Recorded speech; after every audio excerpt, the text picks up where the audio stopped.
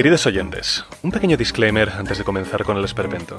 Este programa, grabado con mucho cariño y aún más sustancias estupefacientes atravesando torrente sanguíneo, se desarrolló durante el mes de agosto, con medidas mucho más relajadas y habiendo sido liberados del confinamiento en primera ola. Como otros podcasts, nuestro programa suele grabar con cierta antelación.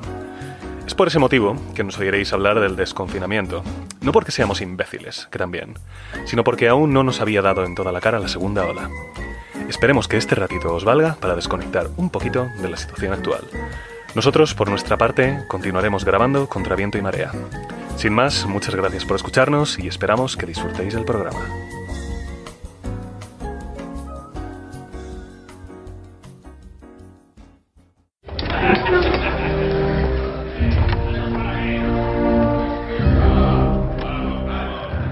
Buenas noches, pequeños señores. ¿Qué desean ustedes? Si buscan alojamiento, nos quedan habitaciones tamaño hobbit muy acogedoras.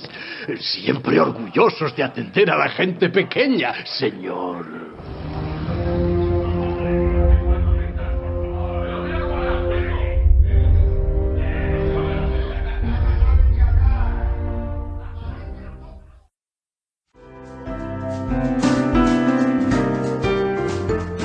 Buenas tardes, bienvenido, buenas tardes, buenos días, buenas mañanas cuando estéis escuchando esto. Bienvenidos a una posada en Brie, programa 2. Yo creo que sí, programa 2. Definitivo. ¿Confirmamos?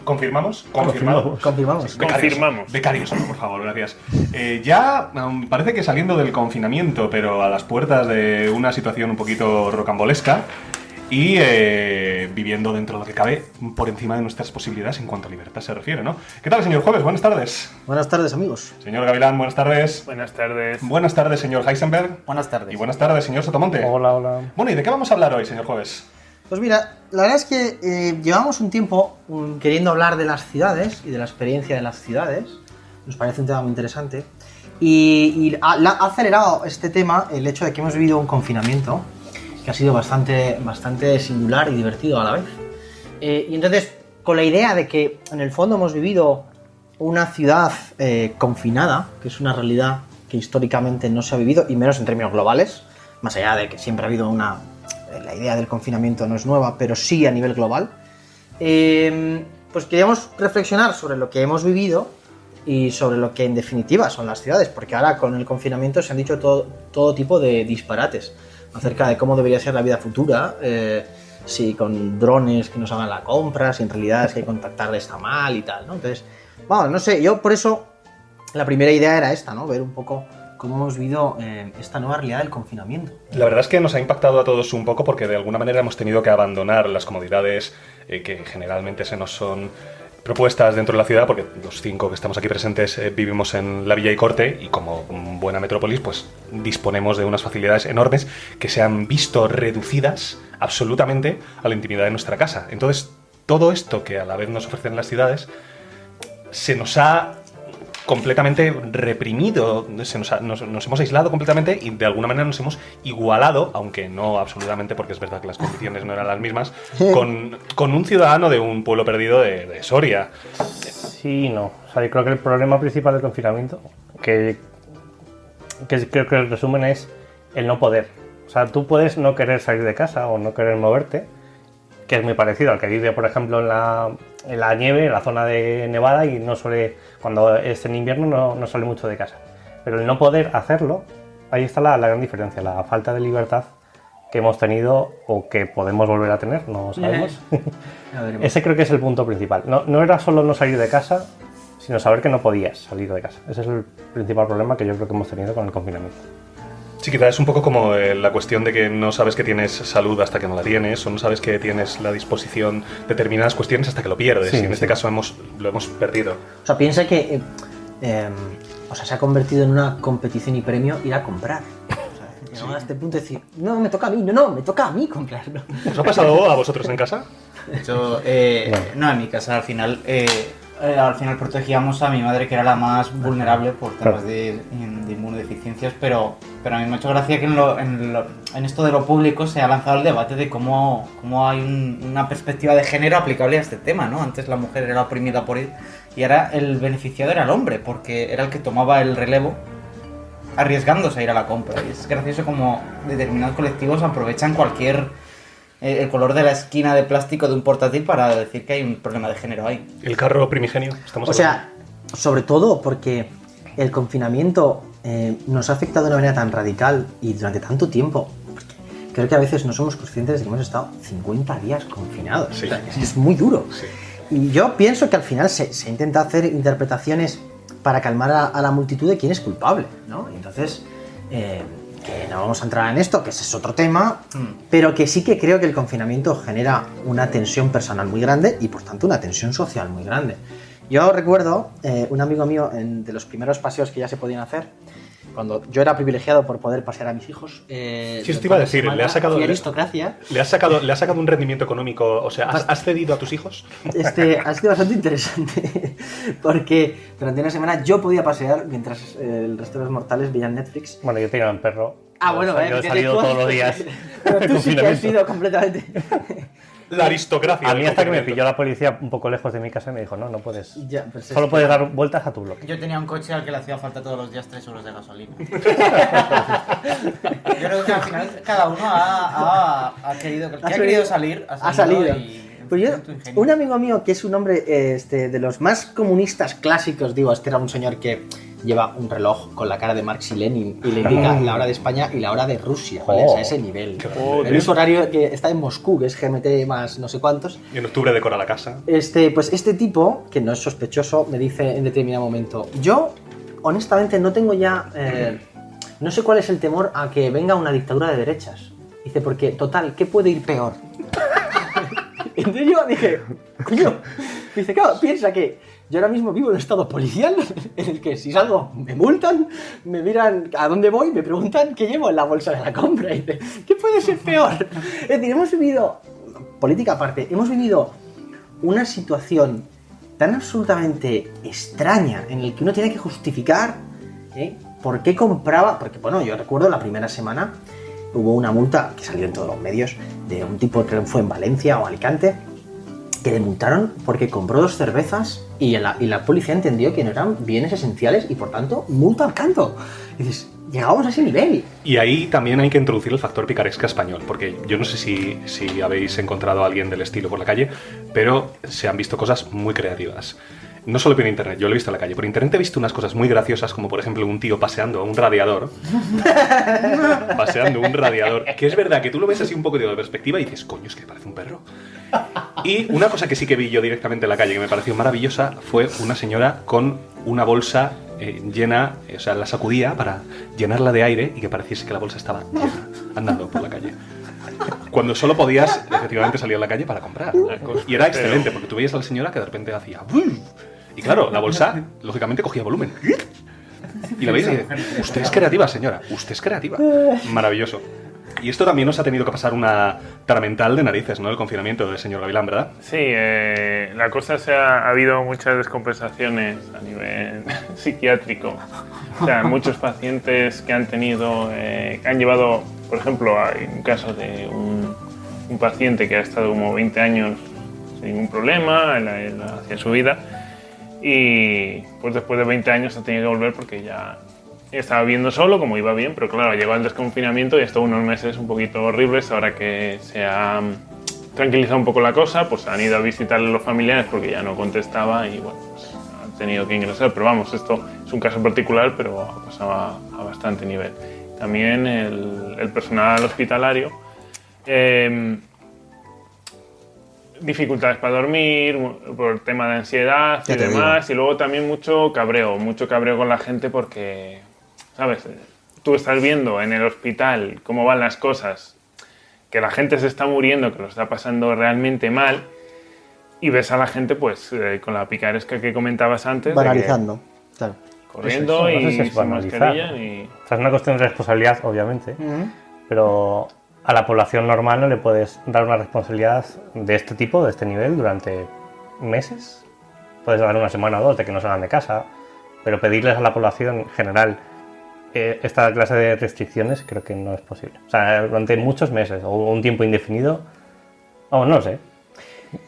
O sea, yo creo que era necesario y creo que era necesario que se hiciera con esto voy a decir, que se hiciera mediante el uso de la autoridad.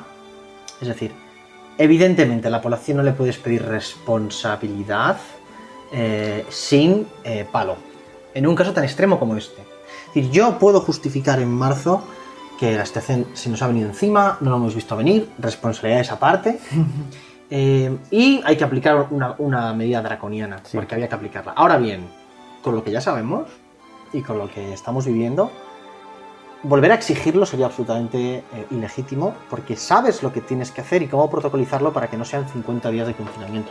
O sea, yo creo que realmente la población ha estado, y yo el primero, muy al límite psicológico, porque es que además no sabes cuándo acababa. Claro, Es que me estás no sabes pidiendo cuándo algo acababa. heroico. Cambiaban de orientación. A primero eran guantes, luego mascarilla, luego no mascarilla, luego no sé qué. Sí, o sea, no había una sensación de seguridad, era todo... Bueno, pero porque Superación. No tenía, porque no tenía la capacidad. Pues entonces no puedes pedir a la población No puedes. una no- responsabilidad infinita de... No puedes pedirle a este tipo de gente, o sea, este tipo de personas que parece que les enseñas una curva exponencial y es como, oh, matemáticas, oh, los virus evolucionan con una curva, no es lineal, oh, Dios mío, Bueno, cada día es no peor. hablemos de los que dicen que había un tribunal de expertos, luego que no lo había. Sí, sí, sí, Claro, no, no no. podemos ¿Te hablar de refieres, eso ello. ya te no. refieres al gobierno?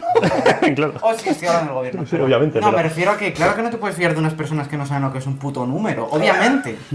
Pero si tuviéramos en un universo paralelo, hubiéramos tenido un gobierno que sí sepa lo que es una curva exponencial, que sepa cómo se comporta un virus, yo creo que hubiera dado mucha más confianza y que las medidas que se han tomadas 2 semanas antes, hubieran funcionado mucho Sí, mejor. sí, seguramente. A lo que voy es también alargarlo en el tiempo. Tú puedes pedir a la población medidas extraordinarias en momentos puntuales. Sí. No indefinidamente durante meses, sin cobrar de tu trabajo, sin cobrar ERTES, No, sin claro. saber lo que va a pasar con tu vida, Claro. sin poder visitar a familiares. El otro día salió un muy nombre, dramático. una pareja de médicos en Baleares que querían tomar un puto avión para irse 3 putos días a Barcelona y ver a su familia después de 5 meses. 8, porque no se habían visto desde Navidades, ¿Vale? y no les dejaron viajar.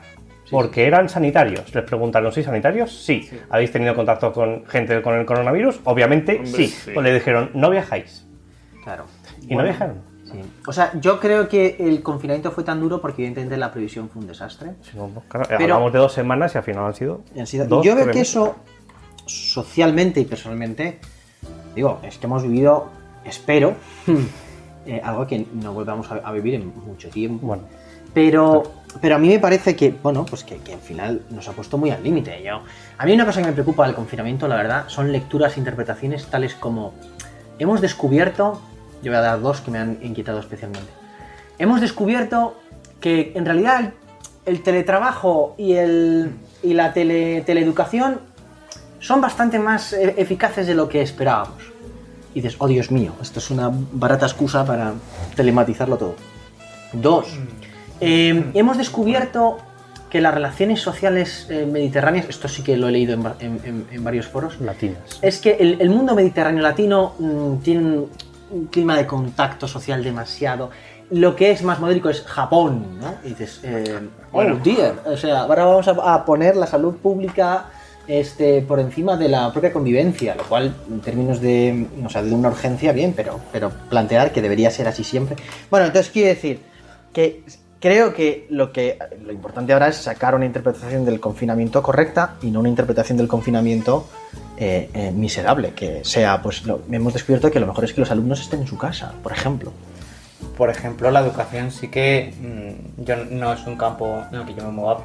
He oído opiniones muy enfrentadas. Yo con lo que me quedo es que no es la teleeducación, si le llamamos así, no es lo mejor. Pero el teletrabajo es otro campo. Sí, Vale, yo creo que es de otro acuerdo. campo, claramente. O sea, centrémonos en que los principales detractores del teletrabajo son los tíos que tienen un bar en zonas de oficina. Claro, o sea, esos son obvio. los principales detractores del teletrabajo. Hombre. Nadie está en contra del teletrabajo. Hombre, nadie, quiero decir, Y tú que eres taxistas. un hombre amigo del dato, decir, nadie está en contra del teletrabajo basado Es- en... no, nadie no, es tan nadie no. arbitrario como... O sea, No, es una yo entiendo lo que quieres figura decir. literaria. Sí, que evidentemente Que hay las voces, trabajos las voces se han alzado, obviamente, desde Sí, aquellas... claramente. Pero yo lo que quiero decir, y esto es, quizás esto ya se va de, pero yo lo que quiero decir es que si optamos por lo telemático sea porque creemos que es mejor y no porque la urgencia la vamos a disfrazar de, oh, que no hay mal que por bien no venga, ¿no? Y dices, ¿me explico? Sí. Entonces, si la opción es que realmente el teletrabajo nos va a hacer la vida más eficaz y feliz, pues oye, pero si no es un tema de eficacia, es un tema lo que hemos hablado, que es la vida en la ciudad, es un tema que ya se lleva mascando mucho tiempo y que a lo mejor hasta que no haya una crisis como la actual no se ha sabido organizar. Sí. Yo creo que sí es de eficacia, pero con respecto a las empresas. Es decir, las empresas cuando vean que es más eficaz tener a alguien trabajando en su casa que en una oficina, lo harán más. Para el trabajador no, para el trabajador trabajar más le da igual No trabajar técnicamente, pero para él es más cómodo a nivel social, familiar, lo que sea. Para el trabajador es más cómodo también No. cuando no se tiene que desplazar al No puesto y de no, trabajo. Sí, por eso. no y no. Yo difiero con ambos, pero Ya no solo recoger todos estos datos de cuestiones de educación y de cuestiones de trabajo, que es lo que nos lleva también de alguna manera a darle contexto a la gran urbe, a la ciudad. Es decir, no deja de ser un aglutinamiento funcional de mucha gente con determinadas La ciudad no tiene características. sentido. O sea, la ciudad como la tenemos hoy en día, en un escenario de teletrabajo, no tiene sentido. Eso es Una persona, o sea, yo entiendo que habrá personas que viven al lado de su trabajo, pero no todo el mundo tiene la opción de vivir al lado de su trabajo, tiene que acercarse lo más que pueda y el trabajo está donde está y eso tiene una contrapartida económica muy fuerte. El teletrabajo te abre la puerta a vivir donde te salga de la polla. sí, A tener más probablemente libertad, sí. más capacidad económica, más libertad de elección. Un dato así importante. El trabajo, con respecto al trabajo y tu vivienda, por así decirlo. Anteriormente sí que podías buscarte una vivienda en relación a tu trabajo, porque tu trabajo podía ser de estos para toda la vida. Es que te tirabas 25, 30, 40 años, te retirabas en él. Ahora eso no es posible. No, Hoy en pero, día no existe un trabajo Pero para no toda la vida. no tanto como comprar una casa, sino elegir tu obra de alquiler. excelencia, el alquiler, que es lo que hace Claro, la pero gente. si tú tienes cada trabajo, un año cada trabajo, prefiero que te vas cambiando porque la situación laboral es la que es, pues establecer tu vivienda en base a eso no tiene sentido. Lo establecerás en base a otras cosas. Claro, pero si lo que puedes hacer es teletrabajar, sí que puedes elegir tu vivienda. Ahí está el tema, es decir, el teletrabajo favorece ese tipo de facilidades. Creo que para mí es necesario, no en todas las profesiones, pero en la gran mayoría. Creo que también puede ser una cuestión cultural asociada a otras características, como puede ser, por ejemplo, el tema de la compra de vivienda. Es decir, que haya, por ejemplo, una cultura de la movilidad superior en otros sitios de Europa va muy en relación a este asunto, cuando en España, por Puede ejemplo, ser. somos fundamentalmente compradores. Sí. Es decir, creo que esto es una cuestión mucho más multivaluar de la que nos creemos a priori. Sí, sí. Si bien es verdad que la solidez estructural que tiene una ciudad para con los recursos que te propone para adquirir determinadas cosas es muy alta. Lo que estás diciendo, por ejemplo, tú, señor Sotomonte, es muy potente. El tema de encontrar trabajo. ¿Dónde uno va a encontrar trabajo? ¿Dónde uno va a encontrar cultura a nivel, entiéndase, masivo? O sea, ¿dónde están las grandes empresas de tecnología? ¿Dónde están las grandes bancas? ¿Dónde están? En el mismo sitio donde están los grandes cines. En el mismo sitio donde están los grandes supermercados. Claro. Y a excepción de situaciones puntuales que se dan, nos encontramos con que la ciudad es una hidra absoluta a día de hoy, que devora de alguna manera muchas cosas, muchas realidades virales que sí que es verdad que se están enfrentando a través de pues, facilidades de transporte, cuestiones de movilidad, cuestiones de agilidad laboral, como es el teletrabajo que se ha puesto ahora encima de la mesa por el confinamiento. Pero, ¿qué es lo que vosotros creéis que tiene la ciudad que es tan potente para llamar a la persona? Yo creo que aquí también originalmente teníamos pensado hacer una cierta panorámica de qué supone en el fondo, y esto es lo que estamos hablando, la ciudad en relación al trabajo y en relación a la vida social, es decir, por qué nuestra vida es fundamentalmente urbana, porque es un fenómeno del siglo XX, y ver un poco cuáles son los retos de las ciudades para el futuro, que evidentemente el confinamiento puede introducir. Todavía yo creo que nadie sabe cómo va a impactar el confinamiento y la pandemia, pero ver un poco cuáles son las líneas de debate para el futuro, ¿no? Entonces, en este sentido, lo que me parece que además conecta muy bien con lo que estamos hablando, que es si las ciudades en el fondo gravitan o su peso viene por el trabajo, es decir, la gente va a la ciudad para trabajar, o si además es que tiene otros elementos que hace que vivir fuera de la ciudad es vivir fuera del mundo.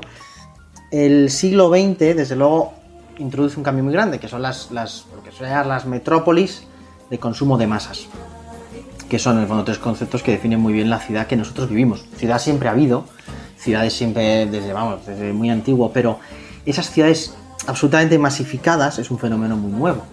Muy nuevo es, insisto, desde hace 100 años, ¿no? Entonces, ¿qué cosas son nuevas y que llegan hasta nosotros? En primer lugar, que la ciudad sea, o que toda su vida económica gire en torno al consumo.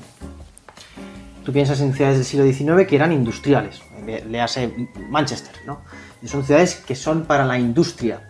Las ciudades actuales giran en torno al consumo. Por supuesto hay ciudades industriales, pero incluso la industria está deslocalizada, o sea que ya puedes encontrarte ciudades que no tienen una capacidad industrial importante, pero toda la vida comercial, o mejor, toda la vida social gira en torno al consumo. Te encuentras las masas, que esto es una realidad absolutamente nueva y es muy interesante, que es, claro, pasamos de ciudades de 800.000, 1 millón, las más grandes, a ciudades de 15, 16, 17, 30 y tantos millones, como en Tokio. Es una nueva realidad que es muy potente, ¿no? Nos encontramos ciudades que ofrecen unos servicios que antes no se ofrecían, es decir, unos servicios de vivienda, de sanidad, de educación, de transportes, de la banca, de empresas muy potentes. Por supuesto, el tamaño de la ciudad ha crecido de forma exponencial. Pensad que hasta el siglo XIX se decía que estaban las walking cities, ¿no? Que son las ciudades que podías patear. Tú Madrid te la podías patear en el siglo XIX de arriba abajo, en una tarde tranquilamente. Ahora son lo que se llaman las traffic cities, que es ciudades que están basadas en el tráfico urbano. Por supuesto, no puedes recorrer Nueva York en un día, o sea, falleces, ¿no? Entonces son tan grandes. Aparece una nueva planimetría, que son estos nuevos barrios ortogonales, ¿no? Racionalistas, donde la eficacia del transporte y de los servicios prima sobre el plano, ¿no? ¿Cómo se llaman estas achaflanadas, puede ser? Las achaflanadas, pero eso era en Barcelona y se planificó así en el urbanismo de ese ensanche para evitar los atracos en las esquinas. Eso es verdad. Para ver si es real. Para que tuvieras claro.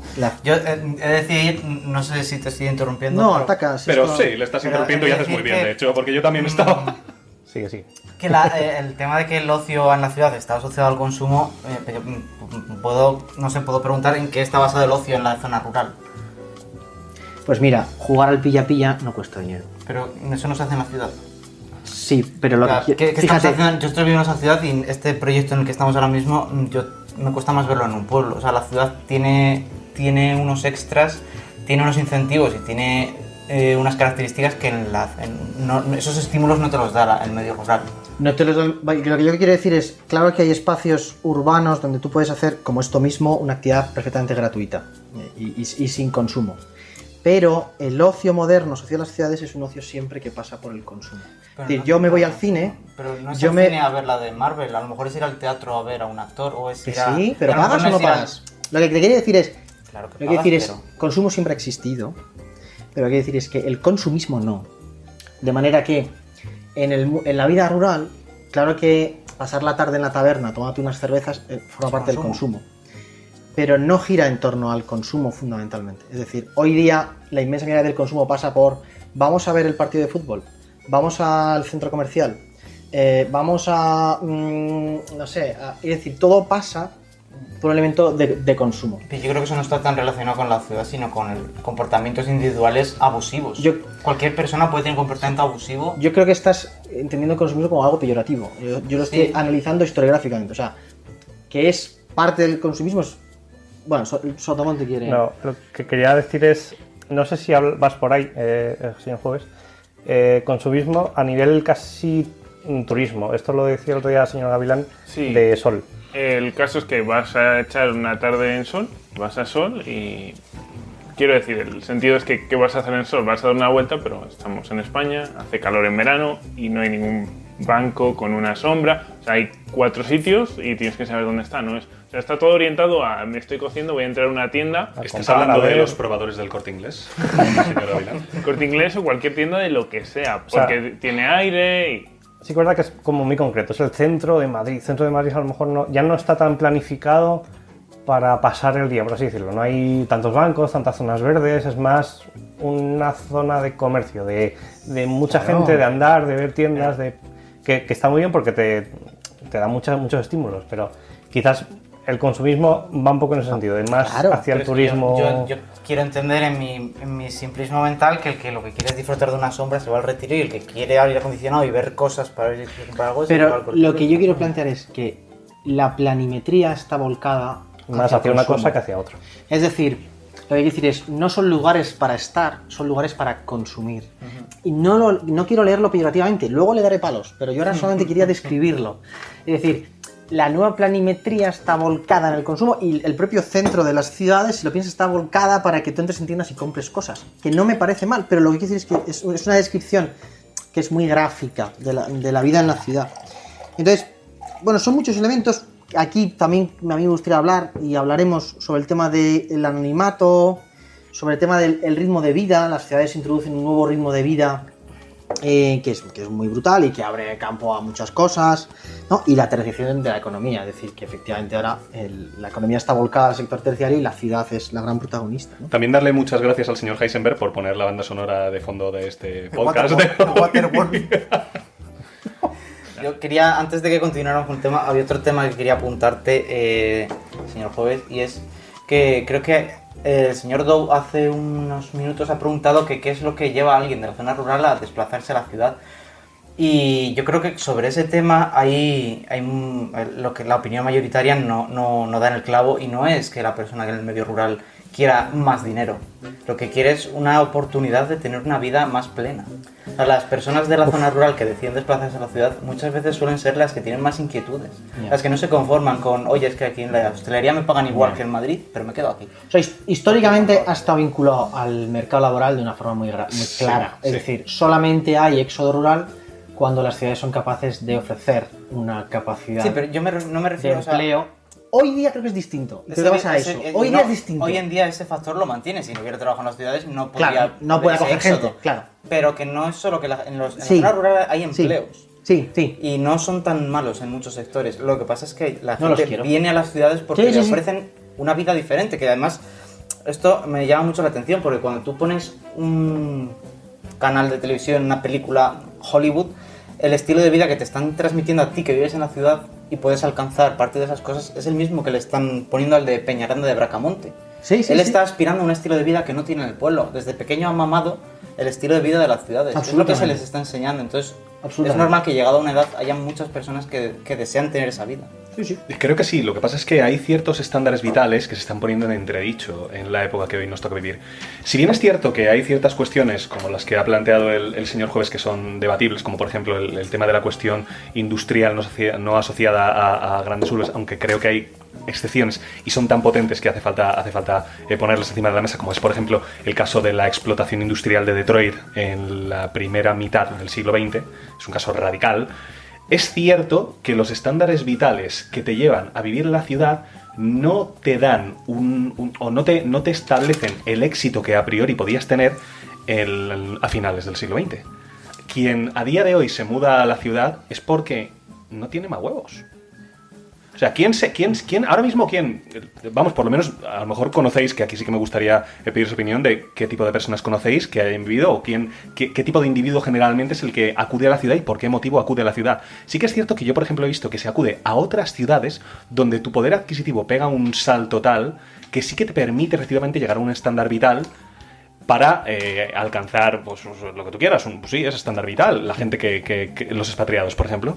Yo ahora que lo preguntas, lo que te puedo decir es que el perfil de persona que viene a la ciudad desde el pueblo, por lo que mi experiencia individual que yo he visto, no es el que se refleja siempre en la literatura de posguerra, el señor con boina, con la maleta de Sí, cartón. no, yo creo que eso No, ha eso desaparecido. ya está. Eso está superado y yo, mi visión personal, repito, no es la gente que tiene problemas para tener un trabajo estable en la zona rural, no es la que viene. No es la que viene, de hecho es la que ya ha tenido alguna experiencia, porque a lo mejor ha ido a Salamanca a estudiar, es la que ya tiene una experiencia saliendo de allí, la que, aunque No quiere volver. le ofrecen cierta estabilidad en, yo qué sé, yo soy de la zona de Sanabria, que está Ya. en Zamora, pues hay gente que se va a Zamora, que está a unos 80 kilómetros, le ofrecen trabajo allí y no quieren irse a una urbe más grande. ¿Pero por qué? Porque le ofrecen muchas más oportunidades no económicas, a muchos niveles. ¿No estamos hablando entonces de que la persona que viene del sector rural deja de ver a esas mismas personas que se quedan en el sector rural como sus pares para que pasen a ser sus pares aquellos que viven en la ciudad y cambiar el estándar vital? ¿Y cuál es la causa de eso?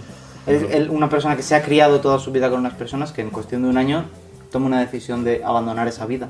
Debe haber algunos incentivos y yo por eso digo, son más allá de la mera economía. Y yo por eso creo que es interesante que cuando ahora hablamos de ciudad, hablemos de la ciudad de manera integral. O sea, la ciudad no solamente es un lugar de trabajo, no solamente es un lugar de consumo, no solamente es un lugar para vivir, es un lugar para muchas cosas. Y creo que eso es lo interesante porque dices, el éxodo rural del siglo XX era fundamentalmente por motivos laborales. Era hambre. Era el hambre. Y en España fue muy claro en los años 60. Posguerra.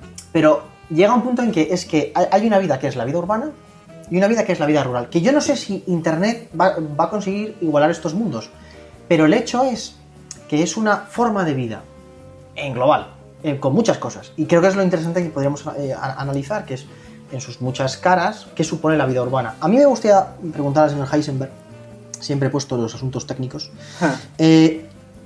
¿está la ciudad en crisis? O sea, a nivel de presente y futuro, ¿la ciudad está en crisis? ¿Cuál es el futuro de las ciudades?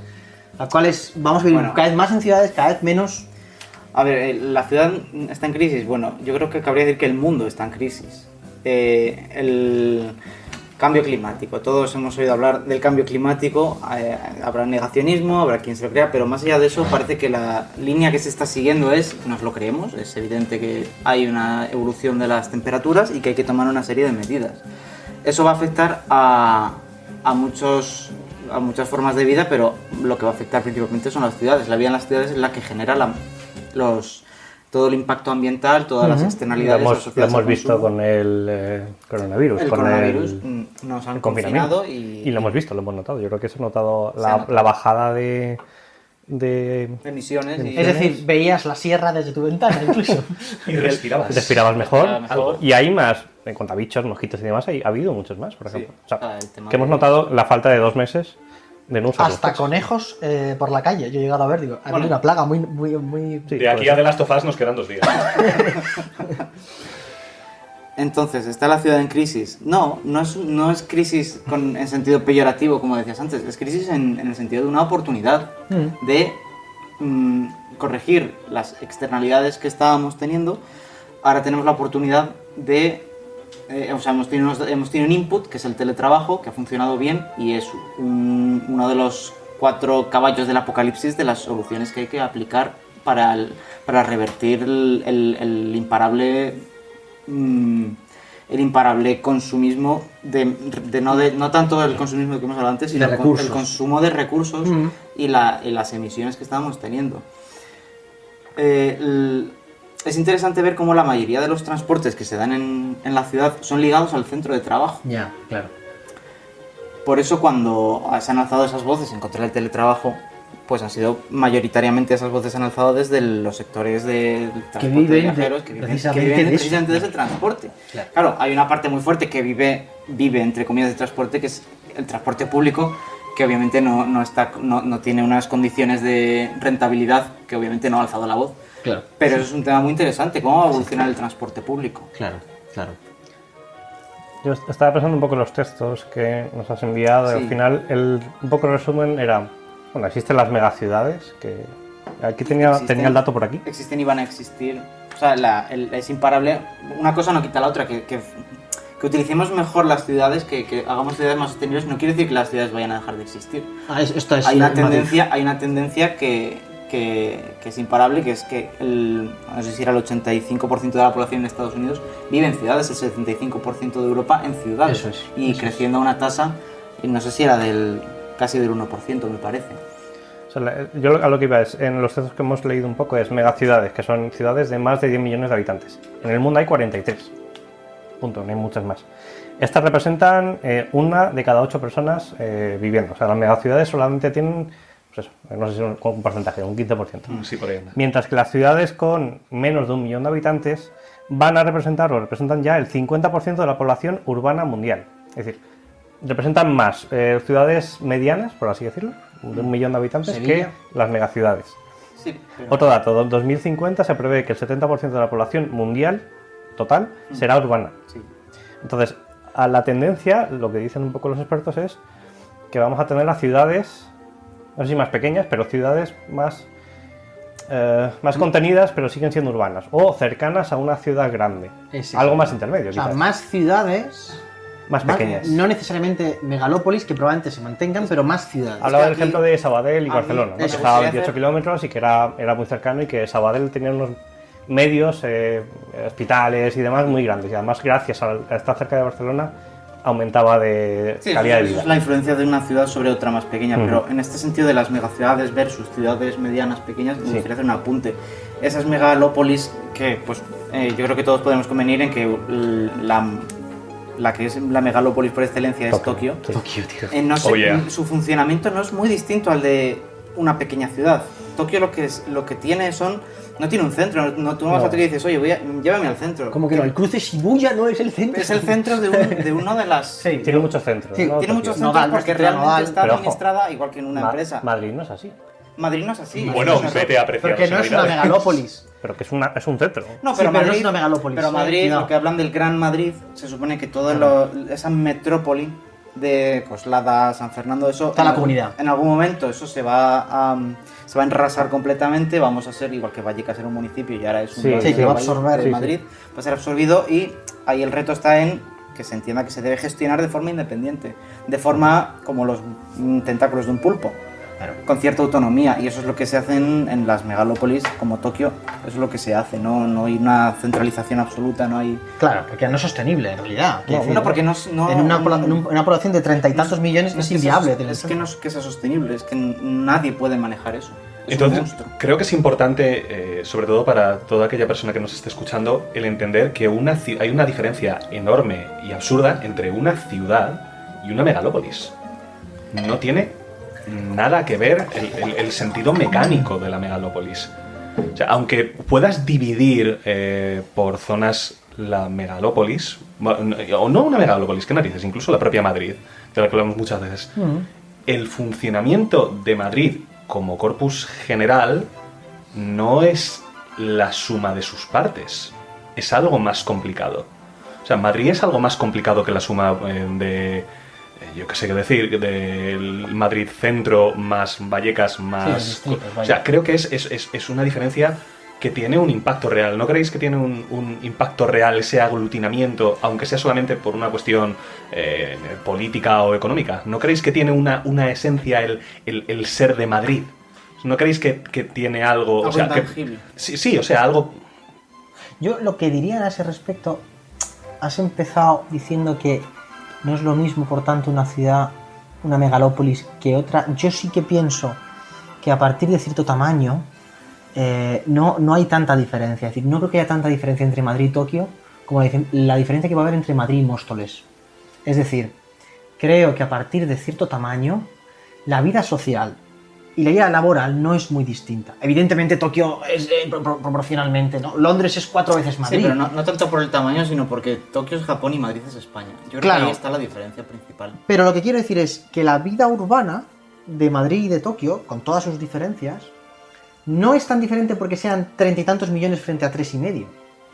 O sea, es decir, que creo que la globalización está permitiendo una replicación de modelos urbanos que a partir de cierto tamaño creo que son muy análogos y que no es tan distinto ir Madrid, Londres, Nueva York. No es tan distinto, aunque evidentemente en tamaño sí, pero no en vida propia, ¿no?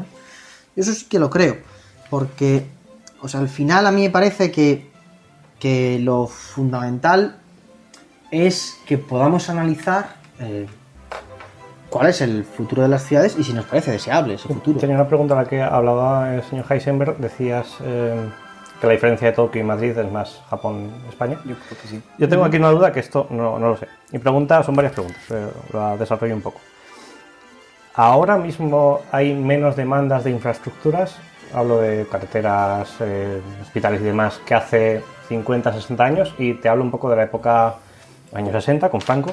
Había, entiendo, una demanda muy grande de infraestructuras y se construyeron. Bien, ahora no sé si hay menos o más. Mi percepción es que hay menos. Y además, me parece que es más caro. Es decir, construir ahora me parece que es más caro que hace 50, 60 años, o que hay menos dinero, no lo sé. Voy a centrarme primero en la última, luego iremos al tema de las infraestructuras porque es muy interesante. Pero en el tema de cómo ha evolucionado el coste de construir, no sé si estás hablando de vivienda, por ejemplo. En general, o sea, ahora me parece que pensar en construir una carretera, o sea, me parece como que es un coste enorme. Si estamos hablando de infraestructuras, a ver, ha habido una evolución. Yo puedo centrarme también en el tema de la vivienda porque es interesante. Cuando en la Constitución española se dice que todo español tendrá derecho a una vivienda digna, quiere decir que se vigilará muy de cerca que lo que se haga tenga mucha calidad, tenga una calidad mínima. Eso evidentemente encarece la vivienda. El tema de Madrid. Madrid era una ciudad donde había suelo disponible y ha pasado a ser a la ciudad de las oportunidades. Madrid no tiene suelo, Madrid no tiene forma de crear nueva vivienda. Madrid es donde, si tú quieres destacar en tu campo, tienes que venir a Madrid. Entonces eso, en una lógica de mercado, hace que el precio se dispare. Claro. No lo hago tanto, solo el coste a nivel estatal o a nivel... Claro, eso también es interesante ver cómo el hecho de... A mí me gusta en esto traer el ejemplo de cómo se construían las presas antes y cómo se construyen ahora. Antes las presas tenían muy poco material, eran muy delgadas, se hacían virguerías, se hacían un montón de cosas para gastar la mínima cantidad de material. Y tú lo ves y dices, joder, ¿cómo ponían el encofrado para subirse ahí? Eso no era peligroso. Bueno, claro, si la mano de obra valía una puta mierda. Vale. Lo que valía caer era el acero B500 que lo tenían que traer de fuera de España incluso. Eso ha cambiado. Ahora lo que te cuesta dinero es la mano de obra. Vale. La mano de obra tampoco se ha reducido dramáticamente. Sí, que la tecnología lo ha permitido. La tecnología ha permitido reducir cierta cantidad de mano de obra, pero la mano de obra sigue siendo necesaria.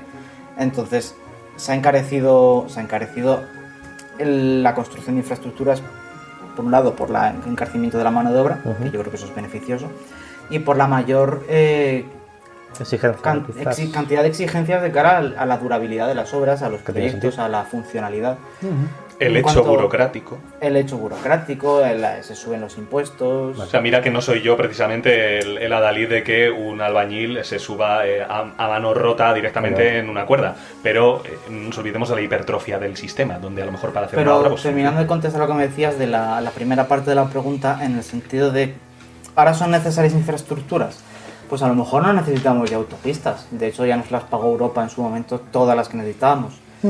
¿Qué necesitamos ahora? No necesitamos infraestructuras. Bueno, es que no todas las infraestructuras tienen por qué ser físicas. Ahora necesitamos infraestructuras intelectuales, no intelectuales, pero sí, necesitamos bases de datos. O sea, se ha visto con el coronavirus que no somos capaces de decir cuántos putos enfermos hay. Sí. O sea, no tenemos bases de datos. Yo, por mi trabajo, por mi sector laboral en el que me encuentro, en mi trabajo que estoy desarrollando ahora mismo, he tenido acceso a una base de datos del Ministerio de Fomento y es que no es ni digna de ser llamada base de datos. De hecho, nos estoy desbarrando un poco, pero si es para machacar a la administración pública, es la administración pública, o sea, es ETA. Es ETA. ¿Estamos hablando acaso de que el Estado es la encarnación del demonio?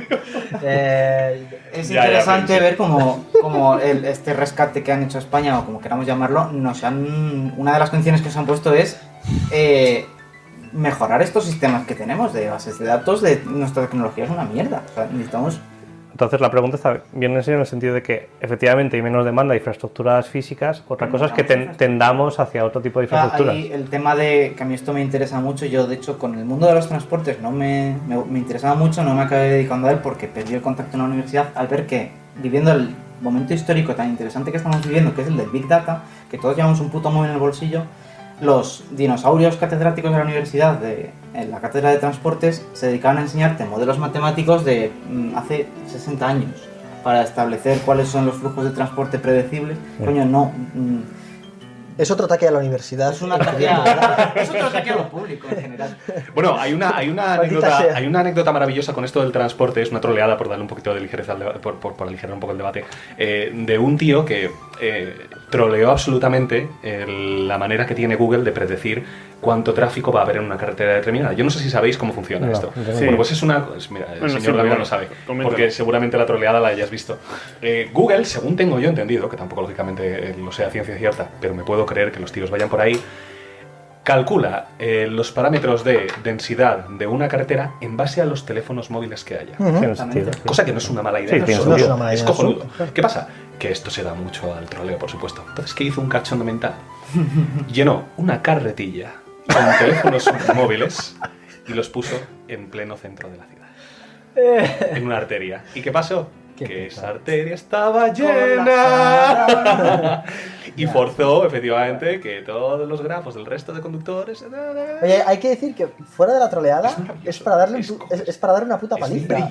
Sí, sí, o sea, Es brillante y a la par es como aquellos que motivo de iban- pelea. O sea, Es como aquellos que iban a la playa a darle laxante a las gaviotas. o sea, como broma con 17 años está bien, Está bien, pero pero- me cago en tu puta madre. El mal es una fuerza creativa del ser humano maravillosa, ¿eh? Sí. A ver, en ese sentido, yo confío en las mentes pensantes de Google que eso es identificable, ese tipo de vandalismo yo creo que es identificable, pero que es muy interesante el punto en el que estamos de que con la tecnología, ya fuera de conspiraciones de joder, es que saben dónde estamos, tal, a ver, los Sí, datos, bueno. ya- ¿Qué es otro tema? los datos, o sea, si el debate está entre quiero que me espíen, no quiero que me espíen, no, lo siento, tú eres el problema. El debate está en cómo vigilamos que los datos estén realmente anonimizados. Bueno, Ese es el- ya hablaremos sobre eso y me cagaré un poco en tus muelas. El señor Sotomonte. Otra pregunta a raíz de un poco hablar de esto. Y esto no lo sé. ¿Quién plantea los cambios en las ciudades? Es decir, hablamos del Estado, hablamos de las comunidades autónomas. ¿Quién debería plantearlo? ¿Quién tiene Bueno, más mano que...? Lo público, lo privado. El, el vecino. mercado, bueno, Puede ser también, claro, sí, sí. esto es gracioso porque no es ni el Estado ni las comunidades autónomas. El urbanismo y transportes es una competencia municipal. Y eso tiene sentido, eso tiene sentido. Eso tiene sentido y es bueno, es como la libertad absoluta. Puede salir muy bien o muy mal. O Europa. Es decir, si vamos más arriba, tenemos Europa que seguro que nos dice, debéis hacer esto. Sí, sí, hay ciertas directrices que te... Pero entonces la última decisión la tienen los la municipios. última decisión la tienen los municipios, pero Eso es una obviamente- locura, ¿no? Bueno, depende de los intereses. Cuando hay un interés que es supramunicipal, o sea, la M30 de Madrid es supramunicipal, Claro. no decide solo Madrid, o Vale. tiene que al menos informar de lo que va a hacer, o bueno, hay unos cauces legales que yo tampoco los tengo ahora mismo muy bien cogidos. Pero ¿quién toma las decisiones? Pues a ver, obviamente es lo público, está centralizado y que debería ser el sector privado. No se me ocurre, no se me ocurre cómo instrumentar eso, no se me ocurre quién debe ser el actor No habla que- tanto de privado público, sino si alguien más grande como el Estado, o gobierno, o la comunidad en concreto, o el ayuntamiento. O sea, no sé hasta qué punto... Es que creo que es muy complejo en realidad, Es ¿no? un tema complejo porque ya ha pasado, a ver, en el tema de transportes, pues yo creo que lo que estará pasando será análogo a lo que ha pasado con el tema de urbanismo. ¿Qué ocurre? Que en ese enfoque de café para todos que tenemos en España, pues dices, ¿el urbanismo para quién? Joder, pues para las ciudades, para los municipios. Claro, eso funciona bien cuando dices, coño, ¿quién va a ser mejor que Madrid? ¿Quién va a ser Madrid mejor que Madrid para decidir lo que te que hacer? Coño, ¿cómo voy a poner mis bordillos de las aceras? Pues verdes o azules. Claro, pero esto tiene un problema con lo que estábamos planteando. Eso tiene un problema con el tema de que hacen los municipios pequeños que tienen la obligación de plantear una legislación y preocuparse de los temas. No lo hacen, ¿no? O sea, no tienes un tío en Cobreros de Sanabria para escribir cuáles son las normas urbanísticas, igual que para el transporte. O sea, no todos los municipios tienen esa capacidad técnica de desarrollar las líneas generales de lo que se va a hacer en su municipio. Entonces, yo desde ese punto de vista pienso que la administración general tiene que plantear una línea general Para todos. y para todos, Claro. y que luego quizá, claro, que aquí se plantean problemas de discriminación, quizás que a lo mejor esa línea general no tiene que ser para Madrid ni para Barcelona. Quizá hay unas ciudades que por su importancia puedan tener, que esto yo no sé qué encaje tiene en el ordenamiento jurídico en España. No sé si un municipio es un municipio y punto, o... A mí me gustaría, por ampliar un poco y también entrar un poco a un debate más intenso, vistas las líneas generales, al final, ¿qué es lo que... Ya abro la pregunta a la mesa, porque creo que es lo que en el fondo queremos todos, que es lincharnos. ¿Qué esperamos de la ciudad? Es decir, al final tenemos un modelo que está por las tendencias que nos ha explicado el señor Heisenberg, más o menos definidas. ¿Qué esperamos realmente nosotros de la ciudad? Lo que viene nos parece bien, vemos la vida moderna urbana como una cosa fabulosa. Efectivamente tendríamos que tender a vivir en cápsulas para emular el proyecto de Kojima, de Death Stranding. O sea, bueno, ¿qué esperamos de una ciudad? ¿Qué le pedimos a una ciudad? ¿Qué nos parece deseable de la vida urbana? a ver, yo en mi caso iba con la crítica de antes de no tan orientada al consumismo, pero sí que puedes pasar y yo qué sé, si vas a echar la tarde en algún lado haya un poquillo de todo, ¿no? O sea, yo creo que en la ciudad hay más, parece que siempre hay más opciones de ocio y comerciales. No sé si te refieres un poco a eso, de que buscamos eso, o que queremos eso, o tener más opciones. Pero en el fondo no sé si queremos hablar de opciones. O sea, Yo creo que sí, yo creo que es O una... de elecciones. incluso podríamos irnos a la superclase, por así decirlo, a la clase de arriba, que es, nos encontramos, y esto creo que es una pregunta muy, muy potente para el señor Gavilán, nos encontramos con una realidad hiperestimulativa cuando nos enfrentamos a lo que nos propone una ciudad. Sí, o sea, sí, porque hay mucha oferta, hay mucha variedad de estímulos y mucha cantidad de ellos. Entonces, pero bueno, eso también depende de cada persona a lo que se dedica, pero sí que puede ser agobiante y de ahí que haya personas que no prefieren la ciudad, que prefieran estar en el campo, a las 4 cosas que ellos... Claro, pero todo esto cuando lo mezclamos un poco con los debates que hemos tenido antes, nos encontramos con realidades. Es decir, antes comentaba el señor Heisenberg efectivamente el traslado de la persona del pueblo a la ciudad. Y no deja de cambiar la situación personal de una persona en el momento en el que se mueve, tanto con las personas que le rodean como con los estímulos a los que se ve sometido. Yo en este sentido quería apuntar una cosa, cuando quizá el enfoque que debería, no nosotros que estamos aquí, yo creo que el enfoque que debería darle cualquier persona es qué quiero de la vida y cómo la ciudad me lo está negando. Yo creo que esa sería una pregunta mucho más práctica que hacerse uno mismo para poder entrar a valorar cómo funciona la ciudad y en qué sentido son funcionamientos positivos que refuerzan mis pulsiones vitales o cómo están cercenando, por contrario, mis deseos o mis necesidades. Porque yo creo que al final... Mójate, maldita sea. La vida en la ciudad yo no creo que sea tan mala. Ni tan buena. Pero ¿qué le falta a la ciudad? O sea, esa es la pregunta que yo hago. ¿Qué es el problema de la ciudad? El problema, yo insisto, no voy a hacer un relato contra la ciudad, vamos al campo. Personalízalo contigo. ¿Cuál es tu problema en la ciudad? Perfecto. Yo creo... Mucho viejo. Mucha presión. No, yo creo... Eugenesia. Mucho peaje. Yo creo... No tengo ningún problema con los viejos, benditos sean. Pero a mí me parece que la ciudad nos da una calidad de vida material brutal y unas oportunidades materiales brutales, innegables e insuperables o insuperadas. Material y no material, yo creo. ¿Qué es eso? Material y no material. Material y ya no se están seguros si no material. ¿Por qué? Pero yo creo que de lo que adolece la ciudad realmente es de sociabilidad. Es decir, yo la gran crítica que le hago a la ciudad moderna es que creo que genera anonimato y desvinculación.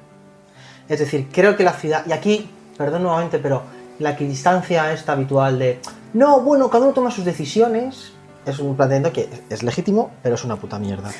Porque dices, claro, sí, claro, yo soy una mona neutra que sin más he elegido el ritmo de la ciudad. No, yo he nacido en la ciudad y me mete en el ritmo. Sí, todo el plano lo tengo yo en mi cabeza de cómo voy a configurar. Entonces, lo que quiero decir con esto es, me parece que en la ciudad es mucho más complejo vivir relaciones comunitarias estables, porque nos introducen en un ritmo laboral y social que fomenta relaciones superficiales, relaciones típicas del flaneur, que dicen en Francia, del flaneur, del solterón de oro que se dedica a consumir y consumir hasta los 50 y luego ya se empieza a preguntar por su propia vida. Y me parece que eso hace que la vida, por tanto, social y familiar sea muy compleja. Yo creo que ese es el gran problema de la ciudad. Y dicho así, que os den por el culo. Pero creo que el señor Sotomonte quería reforzarme, o no, porque ha sacado una mueca ahí sospechosa. Que estoy pensando bueno, había una pregunta general muy importante, es ¿quién es más libre, el que vive en la ciudad o el que vive en el mundo rural? Y para mí, en el fondo, para mí es obvio que la ciudad te da más posibilidades, tiene más potencia de conseguir más cosas, y con más cosas hablo de todo, mejor trabajo, mejor calidad de vida o lo que sea. Mejor calidad de vida, bueno, vale. Creo que en el mundo urbano hay una seguridad mayor, pero una dificultad de potencia, es decir, estás limitado a lo que te ofrece más o menos el mundo rural. Y en el fondo, la elección de quién es más libre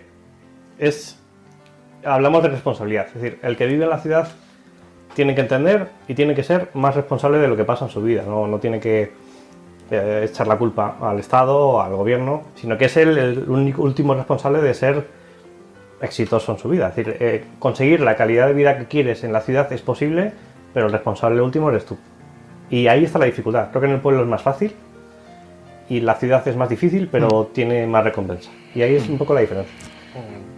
Es muy complicado, porque si bien yo creo que que haces un ejercicio de honestidad al hablar de que efectivamente la persona tiene que ser responsable de eso, hay ciertos, cayendo un poco y estando de acuerdo en lo que está comentando el señor Joves, creo que es muy complicado y muy deshonesto hablar de protocolarizar cuestiones que no sabemos cómo influyen en nuestra psique. Es decir, cómo la ciudad impacta en nuestras necesidades económicas, por ejemplo. ¿En qué momento nosotros tenemos un punto de ruptura en nuestro cerebro de tal manera que nos dice que tenemos que comprarnos el último iPhone, por ejemplo? No podemos tener un dominio perfecto sobre eso. De hecho, creo que nos metemos de boca contra la pared cuando nos damos cuenta de que estamos de boca contra la pared. Y eso es complicado. Efectivamente, y ahí sí que es verdad que creo que hay una diferencia generacional muy importante entre nosotros, que hemos vivido justo un corte vital muy importante en cómo se interactúa entre las personas, y las personas de antes y después. En ese sentido sí que es verdad que creo que tenemos la suerte de encontrar una diferencia de estímulos muy potente, porque hemos vivido los dos. Pero es muy complicado enfrentarte a un enemigo. Claro, voy a decir un enemigo porque creo, aquí sí que es verdad que me voy a pecho descubierto voy a decir que me parece efectivamente que en la ciudad el anonimato a veces te destruye porque te impersonaliza profundamente y hace que tus vivencias personales sean absolutamente intrascendentes por mucho que preguntes por ellas. ¿Por qué? Porque ahí tienes el Facebook para enseñarlo. Entonces, eso me preocupa. Pero también me preocupa, y creo que no se pone lo suficiente encima de la mesa, cómo se audita eso. Cómo se enseña a elegir una buena configuración vital.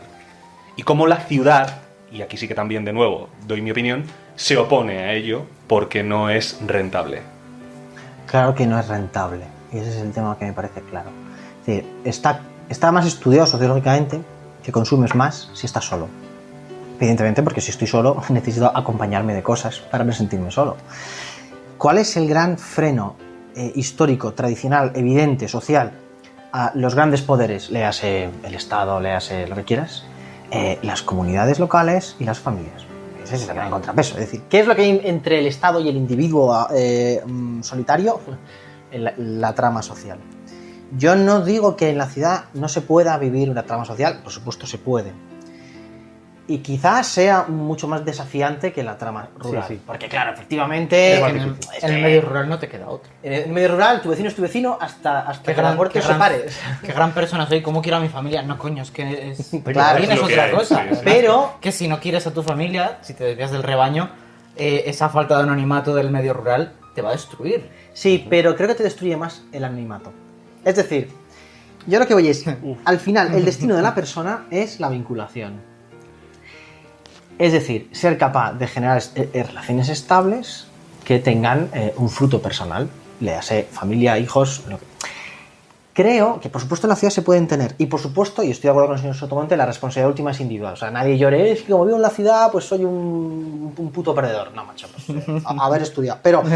Pero sí que creo, y aquí cojo lo que planteaba el señor Dow, que es, claro, es que cuando estás metido en una dinámica social que despersonaliza tanto, y creo que lo que tiene las dinámicas de la sociedad urbana es que despersonaliza, hasta a nivel de planimetría. O sea, es que los barrios ya no se conciben para tener una plaza en la cual la gente va a jugar a la pelota o a comerse un helado. No, es que los barrios, tú ves los nuevos barrios de Madrid, los clásicos ensanches, son barrios gemelos. Tú no puedes distinguir una calle de Monte Carmelo o del ensanche Vallecas.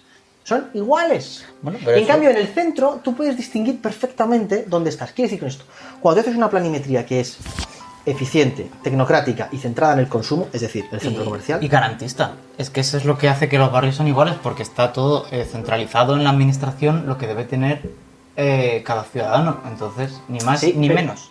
Sí. No dejas esa libertad a la gente privada de decir, voy a hacer lo que me salga de las pelotas y puedo sacar algo muy bueno. Pero yo no creo que centralizar servicios signifique despersonalizar la calle.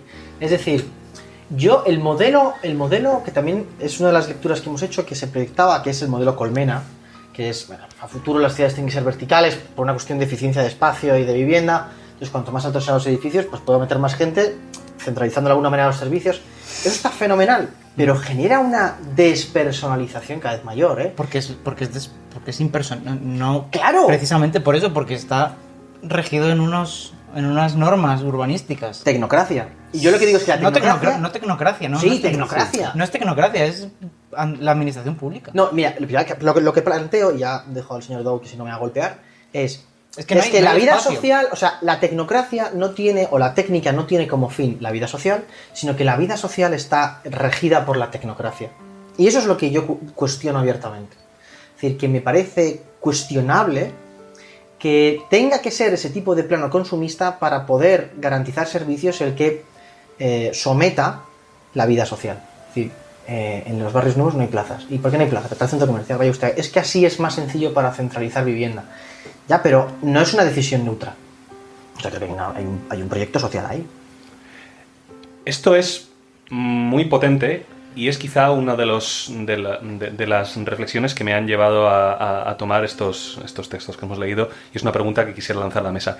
¿Creéis que de alguna manera las vidas que se tienen en las megalópolis, en las metrópolis grandes, es la vida que vive un ciudadano estándar anónimo? ¿Creéis que es la vida de otra persona la que se vive en las ciudades? ¿Cómo? O sea, del mismo modo que la vida en el pueblo era la vida de una familia, se conocía a lo mejor el apellido de las familias antiguamente, se conocía el empleo en el que tenían, había como una especie de configuración familiar, continuidad, efectivamente, el tema, por ejemplo, de la artesanía, el tema de la herencia del empleo. ¿Creéis que cuando uno se traslada a una ciudad, visto lo visto de qué tipos de empleo hay, qué tipo de jornadas, qué tipo de comunes denominadores incluso fuera del empleo, de pues ahora yo me voy a hacer CrossFit, ahora me voy a mi club de ciclismo, ¿creéis que en el fondo en las ciudades se viven vidas diseñadas por otras personas?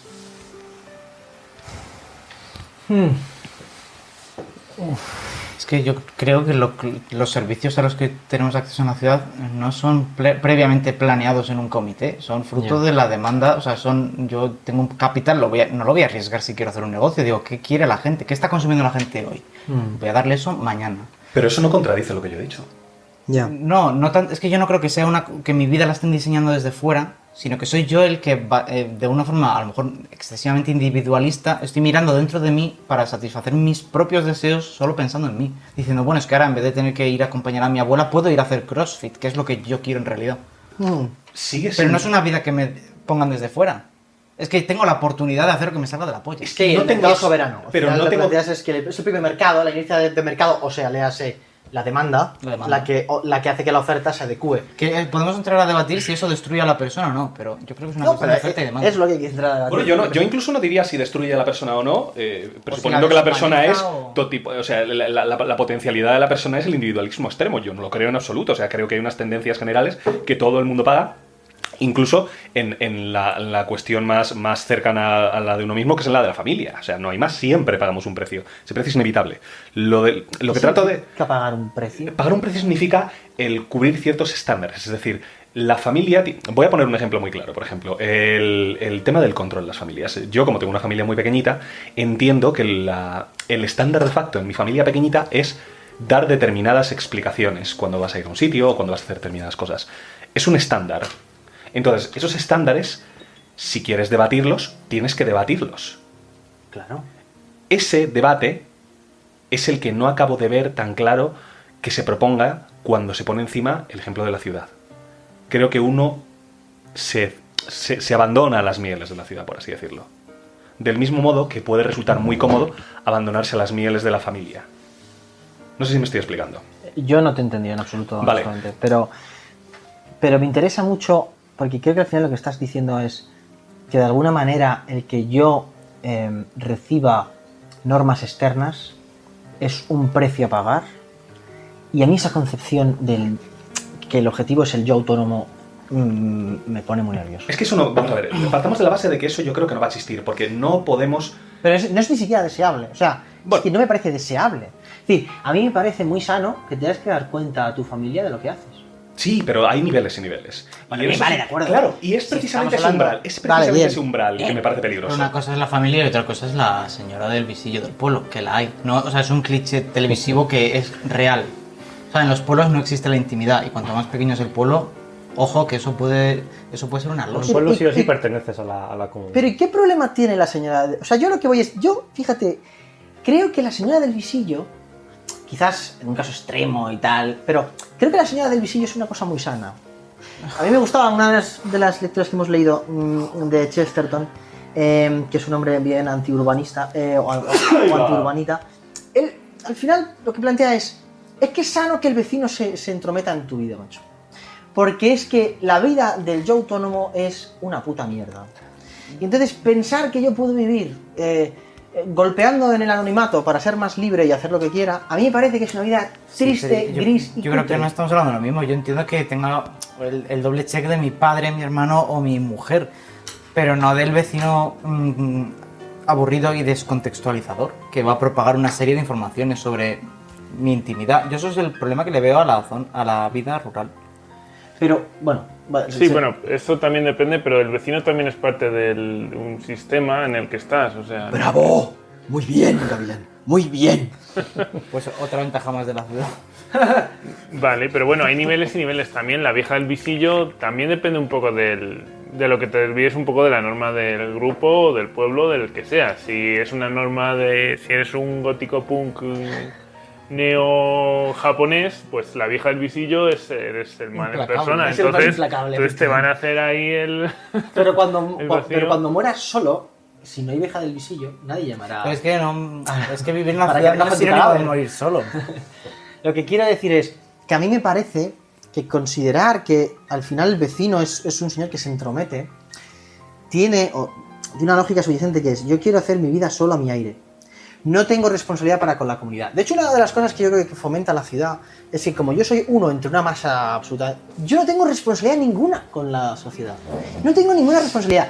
Tanto así, yo en esto ya voy a entrar a machete y que os den por culo. Tanto así que incluso uno puede decir: es que yo no tengo ni responsabilidad para defender la comunidad, ni tengo ningún tipo de, no sé, de deber comunitario más allá de pagar impuestos, y por tanto cosas como un sentido cívico, fomentar el crecimiento de la comunidad, formar familias y la tasa de natalidad, bueno, son problemas, son inercias que no tienen nada que ver conmigo. Porque yo vivo en un pisito de la Gran Vía, coño, y vivo muy bien, macho. Y lo que decías, voy al gym y a mi abuela la veo el domingo y eso. Y entonces creo que ese perfil es destructivo.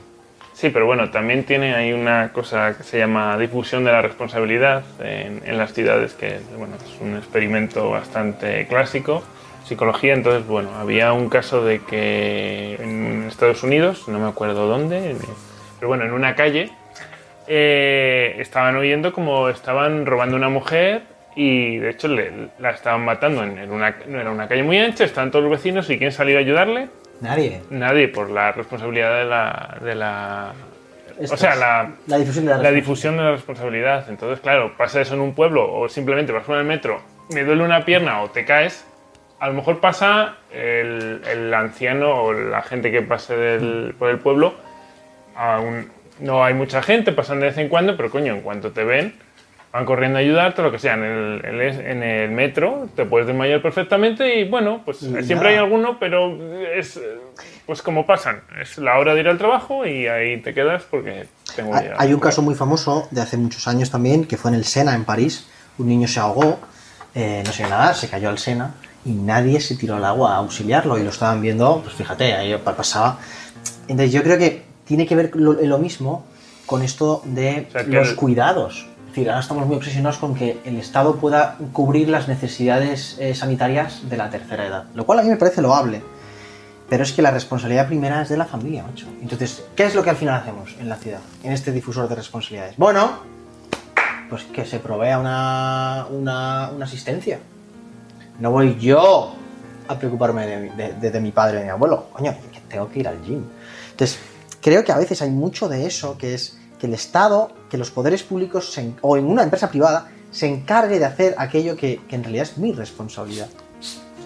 Sí, pero yo lo que quiero hablar también es del anonimato, que es bueno hacia cierto punto, y en esta sociedad en la que estamos más controlados, bueno, esto aunque sea otro tema, ya no sé si habrá tanto anonimato en el futuro y a lo mejor esto se convierte en un megapueblo. En un megapueblo. El megapueblo. O sea, La señora del visillo, o sea. Está la ciberseñora del visillo diciendo, vaya, así que fuiste por la noche a las 3 de la mañana a un... De hecho, yo Y sé te hacer un compraste poco con el unas bragas WhatsApp. usadas. Te conectas, vas a hablar a un amigo y dice, última vez conectado, 3 de la Yo tenía mañana. una duda o pregunta. Yo creo que evidentemente hay una desvinculación con la comunidad en las ciudades. Es más fácil desvincular. Ahora con internet, ¿Es posible que en el futuro tenga menos impacto esta desvinculación con la comunidad? Es decir, gracias a Internet podemos conectarnos más fácilmente con otras comunidades. Yo no creo que el futuro tenga que ser... hablábamos antes de que hay unas tendencias que son muy marcadas, pero yo creo, por eso he hablado antes del teletrabajo, que no necesariamente tenemos que abocarnos a esa tendencia. Y no necesariamente vamos a tener que reducir nuestras interacciones a las ciber teleinteracciones. Hay unos modelos de... Hemos hablado, el principal transporte que se da en las ciudades para ir al puesto de trabajo. Sí. Luego está el del ocio, el de comprar comida, lo que sea. Sí. Entonces, eliminamos esa parte de desplazamiento al trabajo. Podemos proponer otros modelos de ciudad, lo que decía el señor Jueves antes, de incorporar plazas. Ahí habría un debate porque las plazas antiguas donde estaba la mercería de Puri y la panadería tal, ahora son el centro comercial. Vale. Los quinceañeros siguen yendo a esa plaza a sobarse. Sí. Y hay unos modelos muy interesantes, creo que en Copenhague se han experimentado con estos modelos y es, por contra, a diferencia de lo que quieren algunas fuerzas ahora mismo, decir, no, es que el coche es el demonio y tal, no es eliminar el coche del escenario público, sino hacer micro barrios en los que no hay tanta permeabilidad a las vías de vehículos, sino que son como microcosmos donde hay una actividad comercial y de relación entre individuos que queda constreñida queda enmarcada en esos viales exteriores. O sea, no pierdes esa capacidad de desplazamiento. De salir, pero no tienes la necesidad de ir a por el pan en coche. Ese es el modelo que se está implantando. ¿Por qué? Porque si yo tengo toda una ciudad permeada de puestos de trabajo a los que hay que desplazarse en transporte público, el transporte público también es como el vehículo, es Z, o sea, al final es muy masivo, necesito grandes avenidas, los autobuses son como coches pero grandes. Entonces, si yo dejo de tener esa necesidad de tanto transporte, porque al final son kilómetros y kilómetros de kilómetro viajero de transporte, una cantidad ingente, yo puedo orientarme a otro tipo de urbanismo, mucho más respetuoso con la vida en relaciones humanas. O sea, yo creo que el futuro es ese, es reducir la necesidad de transporte y hacer ciudades diferentes que no estén tan orientadas o sea, porque es lo que decía antes el señor Du. Las ciudades ahora mismo tú las ves desde arriba y son calles anchas para vehículos. Eso no tiene por qué ser así. De hecho, y yo aquí cuento una coña marinera que me hizo mucha gracia, leyendo sobre el urbanismo del 19, cosas que leo, en fin, era muy divertido ver cómo en Londres, cuando se pasó al modelo de la ciudad esta que hemos metropolizada y tal, la aparición del tráfico rodado supuso una tensión social bestial. Tanto es así que cuando nosotros pensamos en imágenes de grandes ciudades en los años a inicios del 20, vemos mucha gente que va por la calle, por la carretera. La gente se oponía en Londres. Durante 15 o 20 años hubo todo el tiempo multas y broncas que no y utilizaban peleas los con la pasos de policía peatones. porque la gente decía, ¿quién es el coche para decirme a mí por dónde puedo pasar? Y los semáforos fue tremendo. Y esto no es tanto por dónde puedo pasar, sino es porque se empezó a modificar el urbanismo, se empezaron a hacer demoliciones para permitir una nueva modelo de ciudad. Y esto es muy interesante porque hay un concepto que es estructural en el urbanismo, que es la permanencia del plano. Es muy difícil en una ciudad que el plano cambie a lo largo del tiempo. Claro. Depende de la zona, zonas con poco valor se pueden demoler, pero hay zonas que dices, es que el casco antiguo, el casco antiguo, el convento de esto, la administración pública que está en este edificio clásico, eso no se va a mover. Claro. Entonces sí que había cierta oposición a que se demolieran el miedo a perder tu forma de vida, tu residencia, para dar paso a una nueva realidad. Entonces, y luego también todo tipo de miedos a las altas velocidades de ciertos vehículos, tal. Eso sin duda. Pero lo que quiero decir es que ese modelo, como tú decías, generó un rechazo. Generó un rechazo y puede no ser así. Yo no sé si lo que cambiaría la sociabilidad es que nos desplazásemos menos. No lo sé. No sé si eso es realmente la clave. Pero sí que creo que pensar en modelos diferentes, que no sean puramente idealistas, como pues una ciudad en la que todos nos conozcamos, vaya usted la mierda, o sea, no es viable. ¿No es eso acaso Internet? Pero yo es que creo que en Internet no conoces. Bueno, pero eso es verdad, pero bueno, en fin, esto también es verdad que es otro tema, pero... Lo triste es ver como la mayoría de las cosas que se proponen pasan por, bueno, y si trabajamos menos horas a costa de los que trabajan las mismas horas, o sea, ese tipo de modelos tampoco son los que van a darnos la solución de nada. Claro. O sea, no es trabajar... creo que es un debate diferente. Además, trabajar menos horas, pues hay sectores donde se puede hacer, sectores donde no. Yo creo que no es el sector laboral de una persona no debe determinar la vida que lleva. No creo que vayan por ahí los tiros, sino... Pero lo hace. Lo hace y mucho. Solo hay que ver, por ejemplo, el tema del el funcionariado. Muchas veces la gente pues lo que hace es hipotecarse allá donde tiene su plaza, porque tiene ya su vida completamente engranada en una ciudad, en un puesto determinado. O hablando de las ciudades, es decir, todo lo esto que estamos diciendo de Londres, de que se implementó las calles para que fueran los coches, ha habido coches y está habiendo coches porque son necesarios para ir a trabajar. Y habrá coches siempre. Claro. Sí, de Siempre va a haber momento- coches. Coches o cualquier... Espero que vuelen, pero habrá Yo espero que sean infinitamente mejores que ahora, pero sigan cumpliendo la función para la cual se han diseñado desde un principio y que es nunca falar? desaparecerá, que es falar? llevarte del punto A al punto B de una única forma. Es que, Sin- tu Eres expresión un- técnica sí, sí, es tan- sí, sí. es- ¿Dónde está el romanticismo tan del- despreciable. Bueno, Desgraciado. el romanticismo lo ves en las personas que despotrican del coche y tarde o temprano se acaban sacando el carnet porque claro, es que no hay ningún medio de que yo vaya del punto A al punto B. Pero ¿por qué hay que ir punto Del A punto A al B? es que es terrible, ¿eh? Es que es terrible. O sea, ¿dónde está el paisaje del punto A al punto B? Es que es- ¿Dónde está la belleza, es que la es un belleza de la mecanicismo- mecánica del vehículo donde está subido? Dios. Sí, si fuera efectivamente, si fuera por el señor Heisenberg, esto sería como una especie de viaje rápido a lo de Witcher, donde sería de punto A a punto B y al carrer todo lo En el demás. punto A y el punto B tú puedes poner el burdel de tu puta Sí, madre. sí, pero por eso, a ti no te interesa el burdel. No, es que yo tengo la libertad de que parametrices tus destinos y orígenes donde te dé la gana. Yo lo que digo es, el coche nunca va a desaparecer, el coche sí. Estoy de acuerdo. El patinete anal volador existirá, será una realidad. Ya. Creo que su uso mayor o menor también depende de los trabajos, depende Sí. del mundo Sí, laboral. claramente, Y claramente. si cambia, es posible que cambie un poco, o mucho, pero nunca va a cambiar tampoco, no va a cambiar del Estado y seguramente no cambie desde las empresas, cambiará desde el mercado laboral. Si cambia un poco la forma de desplazarte a tu lugar de trabajo o trabajar desde casa, también cambiará el uso del transporte, obviamente. Como nota también al pie de página, sino comentar que con respecto a lo que estaban comentando antes, tanto el señor Jueves como el señor Heisenberg, de hecho, con respecto al tráfico rodado, hay vídeos en YouTube de principios de siglo donde efectivamente se ven vídeos corregidos en calidad, donde se ve efectivamente a las personas conviviendo con carruajes en tráfico rodado. Y tan tranquilamente. Y dices, ojo, claro, y tan tranquilamente, pero la primera vez que lo ves dices, hostia. O sea, Bueno, pero es un debate muy interesante. Ahora tenemos Sí. ciclistas. Porque bueno, eso, patinetes. Hasta que, no- hasta que coges pero- tú la cartera, ahí ya no hay Pero es muy interesante. Solo porque hay bajar de en el fondo es la lucha entre la eficiencia o eficacia del transporte Sí. y otro elemento que no tiene que ver con la eficacia, que es que la calle es mía. Sí, sí, sí. Es sí, decir, sí, sí, sí. claro, es que los semáforos generaron manifestaciones. ¿Quién es el puto consistorio? Bueno, en este caso el Ayuntamiento de Londres, para decirme a mí cuándo paso. O sea, es decir, yo paso cuando me haga los cojones. Y es más, es que se ponían delante de los coches para decir, ¿qué vas a hacer? ¿Me vas a atropellar? Esta es mi calle. Entonces, claro, yo no me opongo, evidentemente, porque creo que es eficiente, pero tiene que ser siempre la eficiencia, la tecnografía la que nos dice... A mí me parece que eso, en fin, es Pero parte... yo no creo que en el cambio a la gente sigue andando compartiendo espacio con los coches. Eso no sucede. No creo que se diera por una connivencia entre el conductor de vehículo y la administración. Diciendo, No, claro esto que es para no. ti. Era No, necesario, no, probablemente. voy a proteger al peatón porque está muriendo. Sí, pero al peatón le vas a imponer el semáforo y te jodes. O sea, quiero decir, al final lo que dices es, ¿qué es más importante? ¿El sentido de la calle como un lugar del peatón o el sentido de la calle como desplazamiento de punto A a punto B?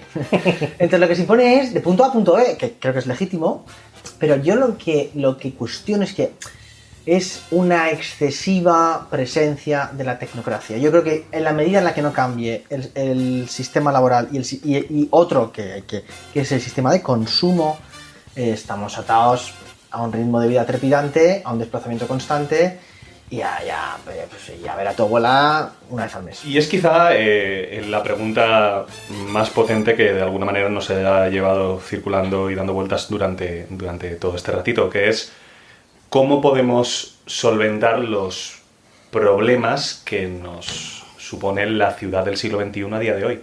Es Es decir, estamos de acuerdo que efectivamente enfrentamos ciertas cuestiones, como puede ser la cuestión de la impersonalidad de la ciudad, el desacoplamiento familiar, cómo podemos ir solventando todas estas características, que es verdad que más o menos a la mesa general, probablemente a otros oyentes no les supongan problemas, pero a nosotros por lo menos creo que sí que es verdad que tenemos que limar ciertas asperezas con el concepto actual de ciudad. Yo creo que se podría decir que los problemas que nos plantea la ciudad, por lo que hemos hablado hoy, yo los voy a resumir en dos categorías. Por un lado está la incapacidad que tenemos por la magnitud de la ciudad, por los tamaños, los tiempos, la presión del trabajo. Eso es un problema que no podemos enfrentarnos a él. ¿Qué hace la administración pública? Está haciendo un urbanismo más amable, está haciendo un urbanismo más... Está metiendo la perspectiva de género, porque la mujer con el carro, bueno... Venga, que deja ya tus machismos. Todo son micro y macro machismos. Eso por un lado, o sea, lo que es tangible y depende de una incapacidad física de hacer ciertas actividades, eso yo creo que estamos en camino de solventarlo. El teletrabajo va a llegar en algún momento y va a sumar. El teletrabajo va a llegar. ¡Déjame hablar! Nos hemos ido rectos, ¿eh? Sí. Más allá... Joder. Voy como una cuba. Sí, quita el agua y pon algo más Con fuerte. whisky. Más allá de Un saludo a Fernando Arrabal, si no Sí, allá donde esté. Más allá de estos problemas, yo creo que se podría decir que hay otros que los clasificaríamos en unos problemas de la tentación de la vida urbana. Las tentaciones que de, oye, ¿qué voy a CrossFit o a ver a mi abuela? Yo creo y deseo que la administración pública no haga nada ahí, porque no es su papel. Yo creo que es el individuo el que tiene que elegir su vida. Y la mejor elección es llevarte a tu abuela a hacer CrossFit. Hostia puta, pues sí. O sea, yo estoy, fíjate lo que tiene el señor Heisenberg, de acuerdo. Pero siempre hay pero, que hay una mediatización también del ámbito privado. O sea, claro, yo creo que el Estado no tiene que resolver estos problemas. Estoy de acuerdo, porque si no vamos a acabar todos. El Estado, por favor, en general, que no. Pero que no haya Estado no quiere decir que no haya un condicionamiento muy potente. Y al final es que, coño, es que si no voy a hacer CrossFit, me voy a poner gordo y no voy a follar. Entonces, voy a hacer CrossFit. Me folla a mi abuela. Todo va a pasar por tu abuela. Vamos a intentar evitar esto. Pero quiero decir que llega un punto en que creo que ojalá la elección fuese del individuo, pero creo que estamos tan idiotizados que al final la inercia de la ciudad te arrastra al CrossFit. Y a la abuela, pues, Pero chica, es que esto es lo que en muchas la veces... residencia que la cuiden. Esto es lo que muchas veces hemos hablado. ¿Debemos tratar a las personas como manzanas? ¿Tenemos que fijarnos en lo que hace la mayoría de la gente? ¿O debo yo fijarme en, oye, yo tengo que ver a mi abuela o hacer CrossFit? O sea, yo creo que el debate es lo que tiene que hacer cada persona consigo mismo. No una cuestión estadística de es que resulta que este modelo hay un 35% de personas, pues ya, es que yo no estoy en la cabeza de ese 35%. Ya, estoy de acuerdo, pero al final yo lo que digo es, si yo no genero culturas que permitan que la gente sea verdaderamente libre, al final hablar de que el mercado soberano, y bueno, si la gente elige mal, pues es la vida, creo que esconde dos cosas. Uno, que te suda los cojones lo que haga la gente, y dos, que es más tenebroso, es que esa gente luego va a tomar las decisiones y nos darán por el culo. Entonces, quiero decir con esto, creo que efectivamente si no hay marcos culturales que posibiliten que la gente sea libre, es decir, que no hay marcos sociales, comunitarios, familiares fuertes, la gente verá CrossFit y al final nos darán por el culo. O sea, yo creo que hablamos de lo mismo, de responsabilidad, y creo que los dos tenéis razón en vuestros planteamientos. Es decir, el señor Heisenberg tiene razón en que el Estado no puede meterse en esas lides, que el Estado evidentemente tiene una responsabilidad, pero esa responsabilidad emana del individuo, de nosotros mismos. Si somos nosotros los que tenemos que cambiarnos nuestra propia vida, nuestro entorno, para poder cambiar lo que dice el Estado o lo que plantea el Estado. O sea, no, creo que tienes parte de razón y parte de no razón, en el sentido de no es únicamente que el Estado nunca tiene que intervenir y punto, ni tampoco es vamos a cambiar el Estado para que piense como yo pienso, sino voy yo a cambiar mi vida y mi entorno. Y en algún momento creo que eso influirá en que el Estado... Claro, es que yo el problema es que no lo veo tanto detrás del Estado. Yo creo que esto en otros podcasts lo hemos llegado a hablar. Y es el tema de la falta de referentes. ¿A qué otros o sea, podcasts te refieres? es necesario... A los no oficiales. ¿Has sido el Final 7? Sí, Claro. Los podcasts Es, prohibidos. la ausencia de referente. Es el estado el que, o sea, está diciendo el señor Jueves. Es que la libertad nos la garantiza tener un fuerte respaldo social con nuestras familias y tal. Eso es una afirmación que hace el señor Jueves. Eso es verdad. Yo creo que eso es verdad. Pero ¿por qué eso no es un mensaje que toda una ciudad, todas las personas, una gran parte de las personas que viven en la ciudad tienen claro? ¿Quién es quién es la figura que tiene que transmitirles esa idea? La familia. La propia familia. Claro. ¿Dónde se educa una persona? No me digas en la escuela. En la Entonces escuela tendremos que... te enseñan los ríos. Que te educan en dispararnos. casa. Aquí voy a ser. Pero entonces, ¿cómo afecta a la ciudad para que los individuos que viven en la ciudad no puedan Pues muy ser sencillo. educados con su familia Pues muy sencillo. para ver lo importante que es la Pues muy familia? sencillo. El proceso industrial y urbano rompe la familia extensa. O sea, el primer gran destructor, y aquí lo digo con la palabra destructor, de la familia extensa fue la vida urbana y el sistema laboral industrial. Con todo lo bueno que tuvo, pero supone que a mi primo le veo en Navidad. Esa ruptura de la familia que la reduce a la familia nuclear hace que esa familia sea muy vulnerable, porque son 5, 6, 7, 2, 3, y que además esté expuesta a un barrio en el que es anónimo, y por tanto la presión del entorno se come a esa familia. Es decir, hay menos familias porque la inercia se come a las familias. Y no hablo solamente de las familias, sino hablo también de los barrios y de los lugares. Entonces, sí, yo creo que cuando tienes muchas familias rotas, la sociedad es muy débil. Yo creo que ahí puede haber una... Yo es cierto que a mis primos pues no les veo, pero... Yo tampoco, Los veo, Porque delante. os veo a vosotros. Claro, sí, esto está, efectivamente la realidad de nuestra amistad y el que estemos a día de hoy haciendo podcast tiene mucho que ver también con que efectivamente vivimos relativamente cerca y tenemos cierta disponibilidad y lo hemos estado luchando durante tiempo. Efectivamente, yo en esa parte sí que le compro al señor Jueves lo que él comenta. Creo que la ciudad promueve un desacoplamiento a la hora de luchar por una cosa que antes era algo muy humano, que es lo que tienes cerca, la familia. Ahora bien, y aquí voy a marcar yo la nota más fea. Los seres humanos a veces somos una panda de hijos de puta. Entonces, como los seres humanos somos a veces una panda de hijos de puta, la ciudad pone a nuestra disposición cambiar de hijos de puta. Sí que es verdad que la facilidad y la rapidez con la que podemos cambiar de hijos de puta hace que no luchemos por absolutamente nada. Y aquí puedo entrar en otros debates laterales, como puede ser, por ejemplo, la gente que quema grupos sociales. El hecho, por ejemplo, de los divorcios. Efectivamente. La gente que tiene gatos. Efectivamente. No, es verdad, o sea, me gustan más los animales que las personas. O sea, me gustan Bien, lo que se sí, pegan. o mi pero, hijo, pues, sí, mi hijo es mi perro. Pues Eso sí puedes que- tener animales y no tener esa afirmación. O sea, No, sí, pero quiero decir que hay personas que el lo que... ofendidito, ya estaba el ofendidito, tío. La cotita. La cuotita de lo que quiero ofendiditos. decir es que hay muchas personas que manifiestan ese tipo de ideas y es porque lo que reviste dentro de ellos es su incapacidad de negociar y de tratar de igual a igual. Correcto, estoy muy de acuerdo. Pero, señor Gavilán, Que los puedes animales tener molan, gatos y no necesariamente ser un puto Que me inútil. encantan los gatitos, o sea, son la polla. Está intentando comprar la aprobación del señor Gavilán con sonrisas y agua, y no, ni es con sonrisas ni es con agua. ¿Usted cómo lo ve, señor Gavilán? bien. Gatos. ¿Crees que la ciudad efectivamente reduce esa inercia humana del contacto cercano de la familia?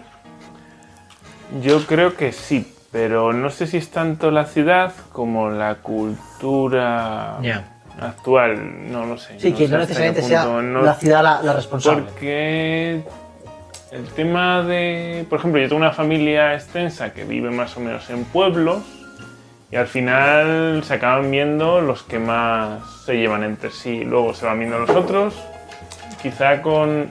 Sí es cierto que a lo mejor con más intensidad que la gente que vive en ciudad, pero no... Ya. Otra cosa que se ha planteado, y ya se nos va de tiempo, sería si los pueblos se han convertido en pequeñas ciudades. O sea, que las dinámicas sociales al final se asemejan cada vez más. Pero bueno, esto quizás se nos va absolutamente de madre. Sí, la verdad es que esto nos da para un segundo podcast en el cual podemos plantear soluciones reales. O sea, a mí no soluciones, pero sí que es verdad que a mí me hace falta un segundo podcast sobre esto, sobre todo a la hora de trabajar en cuál puede ser el acoplamiento perfecto entre la realidad de ampliación vital que te ofrece una ciudad, por ejemplo, en el tema de industria, en el tema de ocio, porque creo que es innegable lo que Es está comentando el innegable, señor es innegable. Heisenberg, de que los museos están donde están, Es los innegable. mejores profesionales están donde están de determinadas cuestiones. Eso es indiscutible. Totalmente. Y eso se va a dar así. ¿Por qué? Pues porque esto es el mercado, amigo. Entonces, ¿cómo puedo mezclar eso con una recombinación vital de tal manera que reproduzca ciertas cuestiones familiares, cercanas, mezclándolo con esta cuestión de la ciudad. Y eso sí que es verdad que nos dará para un segundo podcast, pero nos dará para un segundo podcast futuro. Y hasta aquí este de hoy, que se nos ha quedado un poquito así. Señor Jueves, ¿algo que añadir? Pues honestamente no, porque yo a la pregunta que has hecho en este punto no sabía ni siquiera qué decir. O sea, yo en este tema me encuentro en un conflicto grande, porque ¿es posible combinar una vida urbana con todo lo que ofrece con una vida comunitaria que no ofrece la ciudad? Pues honestamente no lo sé. Señor Gavilán. Bueno, yo quería añadir el tema de que, bueno, es cierto que en las ciudades están los mejores, pero no necesitamos los mejores, realmente, necesitamos los buenos.